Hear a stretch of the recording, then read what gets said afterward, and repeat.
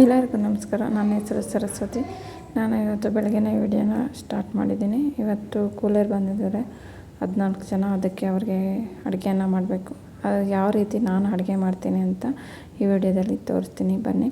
ಹಾಗೆ ಬೆಳಗ್ಗೆ ಎದ್ದ ತಕ್ಷಣ ಸ್ನಾನ ಎಲ್ಲ ಮುಗಿಸ್ಕೊಂಡು ಬಂದ ತಕ್ಷಣ ಫಸ್ಟ್ ನಾನು ಜೊತೆ ಒಂದು ಟಿಪ್ಸನ್ನು ಹೇಳ್ತೀನಿ ಅಂತ ಹೇಳಿದ್ನಲ್ಲ. ಬೆಳಗ್ಗೆ ಎದ್ದು ಫಸ್ಟು ಸ್ನಾನ ಎಲ್ಲ ಮುಗಿಸ್ಕೊಂಡು ಬಂದ ತಕ್ಷಣ ಹಾಲನ್ನು ಕಾಯಕ್ಕಿಡಬೇಕು. ಅದು ಲಕ್ಷ್ಮಿಯ ಸಂಕೇತ. ಅದಕ್ಕೆ ಫಸ್ಟು ಹಾಲನ್ನು ಕಾಯಿಸಿ ಮಕ್ಕಳಿಗೆ ಕೊಟ್ಬಿಟ್ಟು ಬೇರೆ ಇದನ್ನು ಒಲೆ ಮೇಲೆ ಇಡುತ್ತೀನಿ. ಅಷ್ಟರಲ್ಲಿ ಕೂಲರ್ ಬಂದಿದ್ದರು. ಅದಕ್ಕೆ 14 ಜನ ಕೂಲರ್ ಬಂದಿದ್ದಾರೆ ಬೀನ್ಸ್ ಕೀಳೋದಕ್ಕೆ. ಅದಕ್ಕೆ ಟೀ ಮಾಡೋಣ ಅಂದ್ಬಿಟ್ಟು ಟೀಗೆ ಇಡ್ತಾಯಿದ್ದೀನಿ. ಅವರು ಬೆಳಗ್ಗೆ 5:15ಗೆ ಬರ್ತಾರೆ ಬೀನ್ಸ್ ಕೀಳೋದಕ್ಕೆ. ಅದಕ್ಕೆ ಅವ್ರಿಗೆ ಬೆಳಗ್ಗೆ ಟೀ ಮಾಡೋಣ ಅಂದ್ಬಿಟ್ಟು ಟೀಗೆ ಇಟ್ಟಿದ್ದೆ. 14 ಜನಕ್ಕೂ ಟೀಯನ್ನು ಮಾಡೋಣ ಅಂದ್ಬಿಟ್ಟು ಟೀ ಸಪ್ಪನ್ನು ಹಾಕಿ ಚೆನ್ನಾಗಿ ಕಾಯಿಸಿ, ಸಕ್ಕರೆಯನ್ನು ಹಾಕಿ, ಹಾಲನ್ನು ಹಾಕಿ ಚೆನ್ನಾಗಿ ಕಾಯಿಸಿ ಟೀನ ಸೋಸಿ ಇಟ್ಕೊಂಡಿದ್ದೀನಿ. ಇವಾಗ ಎತ್ಕೊಂಡೋಗಿ ಟೀನ ಕೂಲರ್ಗೆ ಕೊಟ್ಬಿಟ್ಟು ಬರೋಣ. ಅವ್ರಿಗೆ ಟೀಗೆ ಒಂದು ಕ್ಯಾನ್ಗೆ ಅಟ್ಟಿ ಇಟ್ಕೊಂಡಿದ್ದೀನಿ, ಬಿಸಿ ಹಾಗೆ ಇರಲಿ ಅಂತ. ಅದ್ರ ಜೊತೆ ಒಂದು 14 ಗ್ಲಾಸನ್ನು ತೊಗೊಂಡಿದ್ದೀನಿ.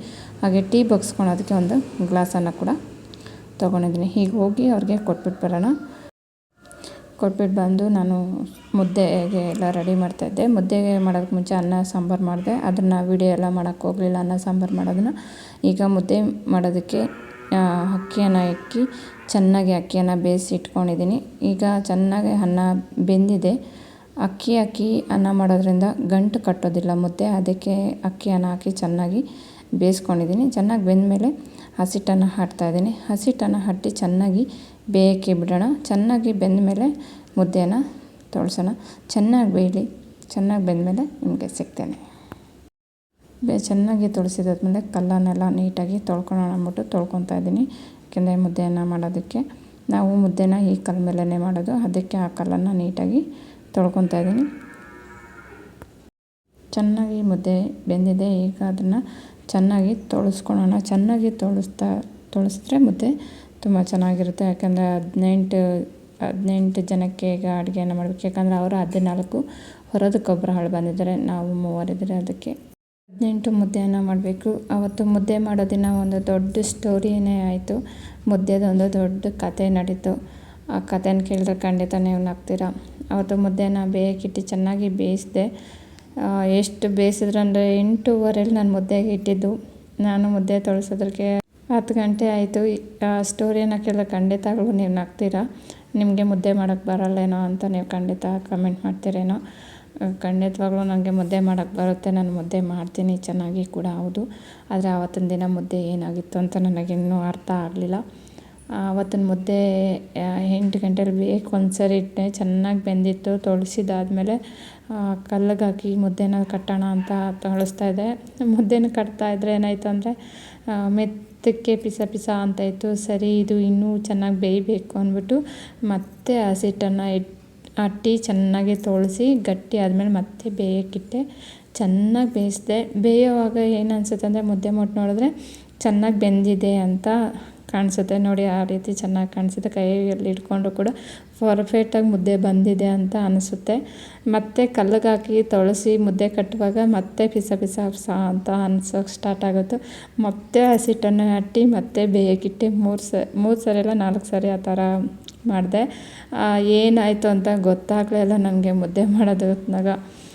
ಸರಿದು ಬೇಯಲ್ವೇನೋ ಅಂತ ಬೇಯಿಸಿ ಚೆನ್ನಾಗಿ ಬೇಯಿಸಿಟ್ಟೆ. ನನಗೆ ಯಾಕೋ ಅದು ಸಮಾಧಾನವೇ ಆಗ್ತಾಯಿರಲಿಲ್ಲ ಬೇಯಕ್ಕಿಟ್ಟಿದ್ದನ್ನ.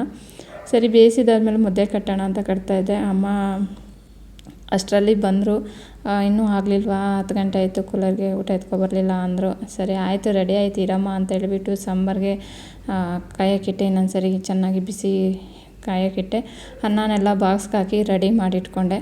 ಸರಿ, ಮುದ್ದೆನೆಲ್ಲ ಇನ್ನೊಂದು ಸರಿ ತೊಳೆಸ್ಕೊಂಡು ಮುದ್ದೆ ಕಟ್ಟೋಣ ಅಂತ ಎತ್ಕೊಂಡೆ. ಮಕ್ಕಳೆಲ್ಲ ಆ ಮನೆ ಹತ್ರ ಹೋಗ್ತೀವಿ ಅಂತ ಹೇಳ್ತಾರೆ, ದೊಡ್ಡಮ್ಮ ಮನೆ ಹತ್ರ ಹೋಗ್ತೀನಿ ಅಂತ ಇದ್ರೆ ಸರಿ ಹೋಗ್ರಿ ಅಂತ ಹೇಳ್ಬಿಟ್ಟು ನಾನು ಮುದ್ದೆನ ಕಟ್ಟಿದೆ. ಮತ್ತೆ ಮುದ್ದೆ ತೊಳೆಸೋದಕ್ಕೆ ಎತ್ಕೊಂಡೆ. ಮತ್ತೆ ಅದು ಪಿಸ ಅಂತ ಇತ್ತು. ಮತ್ತೆ ನನಗೆ ಯಾಕೋ ಅದು ಸಮಾಧಾನನೇ ಆಗಲಿಲ್ಲ. ಮತ್ತೆ ಮುದ್ದೆನ ಅದಕ್ಕೆ ಹಾಕಿ ಮತ್ತೆ ಚೆನ್ನಾಗಿ ಬೇಯಿಸೋದಕ್ಕಿಟ್ಟೆ. ಆಮೇಲೆ ಮತ್ತೆ ಬೇಯಲಿ ಅಂತೇಳ್ಬಿಟ್ಟು ಬೇಯಿಸೋಕ್ಕಿಟ್ಬಿಟ್ಟು ಸಾಂಬಾರನ್ನ ಟಿಫನ್ ಕೇರಿಗೆ ಅಟ್ಟಿ ಇಡೋಣ ಅಂದ್ಬಿಟ್ಟು ಎಲ್ಲ ಇಟ್ಟು ರೆಡಿ ಮಾಡಿದೆ. ಊಟದ್ದೆಲ್ಲ ರೆಡಿ ಮಾಡಿ ಇಟ್ಕೊಂಡೆ, ಯಾಕೆಂದರೆ ಟೈಮ್ ಆಗಿಬಿಡುತ್ತೆ ಅಂತ. ಮತ್ತು ಸಾಂಬಾರನ್ನೆಲ್ಲ ರೆಡಿ ಮಾಡಿ ಇಟ್ಟಿದ್ದಾದಮೇಲೆ ಮತ್ತೆ ಮುದ್ದೆನ ಹೋಗಿ ನೋಡ್ತೀನಿ. ಮತ್ತೆ ಮುದ್ದೆ ಅದೇ ರೀತಿ ಪಸ ಪಸ ಅಂತ ಇತ್ತು. ನನಗೆ ಏನು ಮಾಡಬೇಕು ಅಂತ ಗೊತ್ತಾಗಲಿಲ್ಲ, ಯಾಕೆಂದರೆ ಟೈಮ್ ಬೇರೆ ಆಗೋಗಿತ್ತು. 8:30ಇಂದ 2 ಅವರ್ ಮುದ್ದೆನ ಬೇಯಿಸಿದ್ನ. ಅದೇ ಮುದ್ದೆನ ಬೇಯಿಸ್ಕೊಂಡು ತೊಳೆಸ್ಕೊಂಡು ಇದ್ದೋದೆ. ನನಗೆ ಏನು ಮಾಡಬೇಕು ಅಂತ ಗೊತ್ತಾಗಲೇ ಇಲ್ಲ. ಸರಿ ಮತ್ತೆ ಮುದ್ದೆ ಮಾಡೋಣ ಅಂತ ಎತ್ಕೊಂಡೆ. ಅಮ್ಮ ಬಂದು ಇನ್ನೂ ಎಷ್ಟೊತ್ತು ಮಾಡೋದು ಅಂತ ಹೇಳಿದ್ರು. ಆಮೇಲೆ ಅಮ್ಮಗೆ ಹೇಳಿದೆ, ಎಷ್ಟೊತ್ತಿನಿಂದ ಬೇಯಿಸಿ ತೊಳಸ್ತಾನೆ ಇದ್ದೀನಮ್ಮ, ಅದು ಹಸಿಟ್ಟು ಹೇಳ್ಕೊತಾನೆ ಇದೆ. ನಾನು ಮುದ್ದೆ ತೊಳ್ಸೋಕೆ ಹೋದ್ರೆ ಅದು ಹಿಂಗೆ ಆಗ್ತಾಯಿದೆ, ನಾನು ಏನು ಮಾಡಬೇಕು ಅಂತ ಗೊತ್ತಾಗ್ತಾಯಿಲ್ಲ, ಬಂದು ನೋಡಿ ಬಾ ಅಂತ ಕರೆದೆ. ಸರಿ ಬರ್ತೀನಿ ಇರು ಅಂದ್ಬಿಟ್ಟು ಬಂದರು. ಕೈ ಕಾಲು ಮುಖ ತೊಳ್ಕೊಂಡು ಒಳಗಡೆ ಬಂದು ಮುದ್ದೆ ನೋಡಿಬಿಟ್ಟು, ಇಲ್ಲ ಚೆನ್ನಾಗಿದೆ, ನಿನ್ಗೆ ಯಾಕೆ ಹಂಗೆ ಅನ್ನಿಸ್ತಾಯಿದೆ, ತೊಳಿಸಿ ಮುದ್ದೆ ಕಟ್ಟಾಕು, ಕೂಲರ್ಗೆ ಇಟ್ಬಿಟ್ಟು ಬರ್ತೀನಿ ಅಂತ.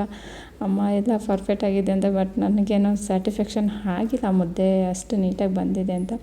ಇಬ್ಬರೂ ಅದೇ ರೀತಿ ಚರ್ಚೆಯನ್ನು ಮಾಡ್ತಿದ್ರೆ ಅಮ್ಮ ಅಂದರು, ಮುದ್ದೆ ಚೆನ್ನಾಗಿ ಬೆಂದಿದೆ, ಚೆನ್ನಾಗಿದೆ, ನಿನಗೆ ಯಾಕೆ ಆ ರೀತಿ ಅನಿಸ್ತಾಯಿದೆ ಅಂತಂದು. ಸರಿ ಮುದ್ದೆ ಎಲ್ಲ ಮಾಡಿ ಅವ್ರಿಗೆ ಹಾಕಿ ಬಾಕ್ಸ್ಗಲ್ಲಿ ಎತ್ತು ಕಳಿಸ್ದೆ. ಅಮ್ಮ ಊಟ ಇಟ್ಬಿಟ್ಟು ಬಂದಮೇಲೆ ಹೇಳಿದ್ರು, ಯಾಕೆ ಮುದ್ದೆ ಇವತ್ತು ಈ ರೀತಿ ಮಾಡಿದ್ಯಾ, ಯಾವಾಗಲೂ ಮುದ್ದೆ ಚೆನ್ನಾಗಿ ಮಾಡ್ತಾಯಿದ್ದಲ್ಲ ಅಂತಂದರು. ನನಗೆ ಗೊತ್ತಾಗಲಿಲ್ಲ ಯಾವ ರೀತಿ ಹಿಂಗಾಯಿತು ಅಂತ.